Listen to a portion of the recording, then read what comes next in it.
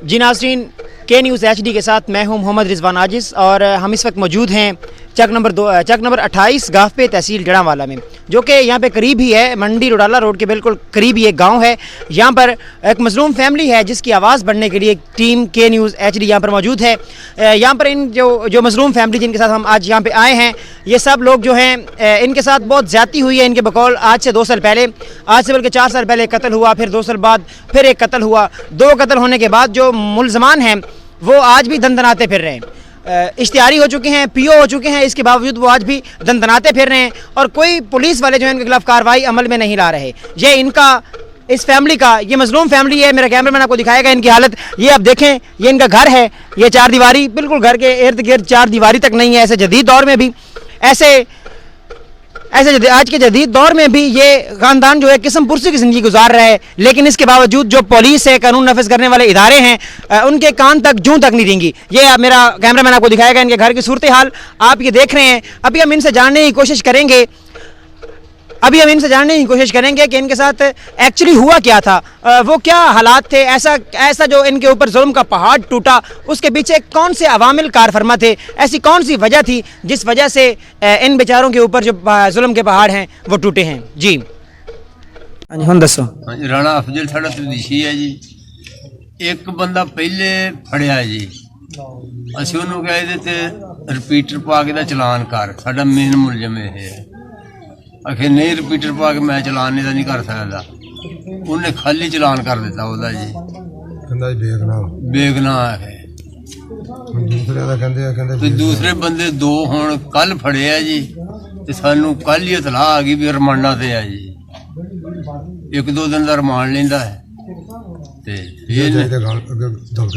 ਦਬਕੇ ਮਾਰਦਾ ਜੀ। ਕੋਈ ਨਹੀਂ ਬੰਦੇ बेगनाह। मेन मुल्ज़िम जेड़ा जी इमरान खान जी वल्द अल्लाह इता जी, बाबर खान वल्द मोहम्मद खान जी, गुर्रेज वल्द असलम जी, 3 हो गए जी। ते चौथा शाहद वल्द अल्लाह इता जी, शफीक वल्द इकबाल जी, अलावश वल्द बूटे खान जी। ये साढ़े मुलजिम है जी। पानी ला रहे थे जी,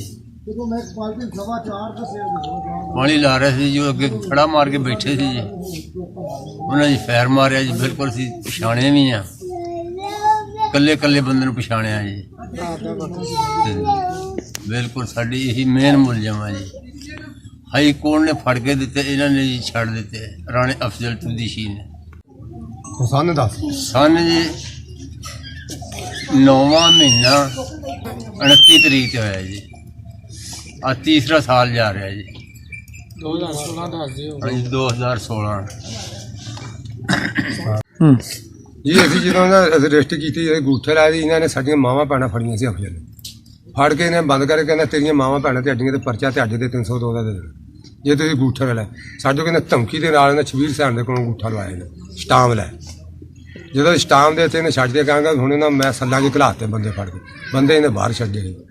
जो इत्थे मुड़ के इन्हें साडे मगर फैर किए, असीं इहदे कोल गए, इन्हें कहा दौड़ जाओ, कोई नहीं मेरे बंदे बंद आ। साल 1.5 सानूं इज्जत लारियां बुत्तियां च लाई रखे। अस्सलाम वालेकुम जी। मैं जी 28 चक का रहने वाला जी। शबीर सैन मेरा नाम है जी। जिला फैसलाबाद, तहसील जड़ांवाला जी, थाना रोडाला जी। मेरा भाई कतल होया जी, मेरे नाल बहुत ज्यादती हुई जी। पुलिस पुछदी भी नहीं, रेड शीट कराए, माल फड़ाया वो भी छड़ देंदे जी, बंदे 1-2 फड़ाए वो भी छड़ देते। बंदे जी हाई कोर्ट ने फड़ के दिते, वो भी छड़ देते। पुलिस साडे नाल सुनदी कोई नहीं। इन्नी की मेहरबानी होनी चाहिए। असीं गरीब बंदे हैं जी, बहुत ज्यादती है साडे नाल हुण जी। काड़े दे विच भी इन्होंने आपदा भणवैया मारिया सी, वो भी इन्होंने उत्ते परचा सी। सगा भणवैया सी, फूफी का पुत्त सी, मामे का पुत्त सी, जिहड़ा इन्हें मारिया वो भी इन्होंने परचा सी। 2 इत्थे दे परचे जी। हुंदा ही कोई नहीं गा जी। आ देख सकते आन के 4 दीवारी देख सकते, जिहड़ा मर्जी बंदा देख सकता जी। इन्नी की मेहरबानी करनी चाहिए है जी। राणे अफजल ने साडे को पैसे मंगा, 4 लाख रुपया साडे को नहीं दिता गया। उधरों इन्हें पैसे लैके भट्टी साहब ने, डिप्टी साहब ने ਤੇ ਇਹਨਾਂ ਨੇ ਪੈਸੇ ਲੈ ਕੇ ਬੰਦੇ ਛੱਡ ਦਿੱਤੇ ਫੜ ਕੇ। ਹਾਈ ਕੋਰਟ ਨੇ ਲਾਹੌਰ ਨੇ ਬੰਦੇ ਫੜ ਕੇ ਨਾਰਗਲੀ ਥਾਣੇਦਾਰ ਨੂੰ ਦਿੱਤੇ। ਇਹਨਾਂ ਇੱਥੇ ਲਿਆ ਕੇ ਬੰਦੇ ਛੱਡਦੇ। ਅਸੀਂ ਕਹਿ ਦੇ ਕੇ ਕਹਿੰਦਾ ਤੁਸੀਂ ਕਈ ਮਾਰ ਕੇ ਉਹਨਾਂ ਦਾ ਬੰਦਾ ਮਾਰ ਦੇਣਾ ਫੈਰਾਂ ਦੇ ਅੱਗੇ ਪਰ ਕਈਆਂ ਚੱਲਦੀਆਂ ਹੈਗੀਆਂ। ਅਸੀਂ ਕਿਹਾ ਤੂੰ ਜੀ ਇਹਨਾਂ ਸਾਡੇ ਨਾਲ ਨਜਾਇਜ਼ ਨਾ ਕਰ, ਸਾਨੂੰ ਬੰਦਾ ਜਿਹੜਾ ਸਾਹਿਬ ਜੀ ਕਹਿੰਦੇ ਪਏ ਉਹਦਾ ਤੁਸੀਂ ਸਿੱਧਾ ਨਾਂ ਦੱਸ ਦਿਓ, ਅਸੀਂ ਪਰਚਾ ਛੱਡ ਦਿੰਦੇ ਤੁਹਾਡਾ। ਉਹਦਾ ਨਹੀਂ ਨਾਂ ਹੀ ਸਾਹਿਬ ਇਹਨਾਂ ਨੂੰ ਨਹੀਂ ਪਤਾ ਸਾਹਿਬ ਕਿਹੜਾ ਵਾ, ਕੀ ਉਹਦਾ ਨਾਂ, ਉਹ ਪਤਾ ਨਹੀਂ ਕਿਹੜਾ ਬੰਦਾ ਉਹ ਕਿਹੜਾ ਨਹੀਂ, ਉਹਦੇ ਵਿੱਚ ਧੱਕੇ ਨਾ ਪਾਈ।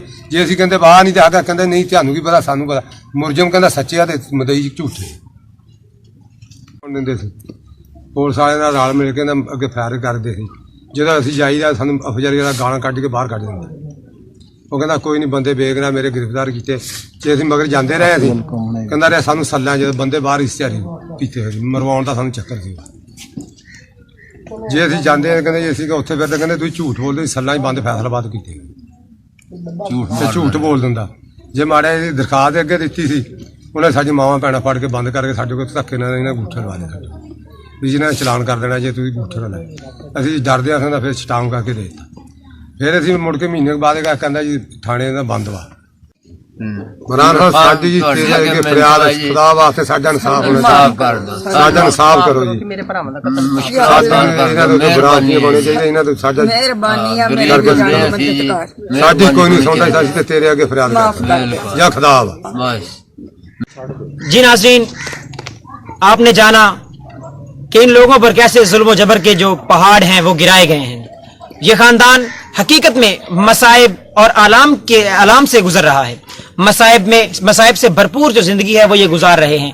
और ये वज़ीर आज़म पाकिस्तान इमरान खान और वज़ीर आला पंजाब उस्मान बुज़दार से ये तकाजा करते हैं, ये रिक्वेस्ट करते हैं, दस्त बस्ता अपील करते हैं कि खुदारा इनकी तरफ तवज्जो दें और इनको सही मानों में जो इंसाफ है वो मुहैया करें और जल्द से जल्द मुहैया करें। ये अपने प्यारों को खो चुके हैं, वो वापस नहीं आ सकते, लेकिन इनके साथ इंसाफ करके इनके जख्मों पर मरहम रखा जाए। जी।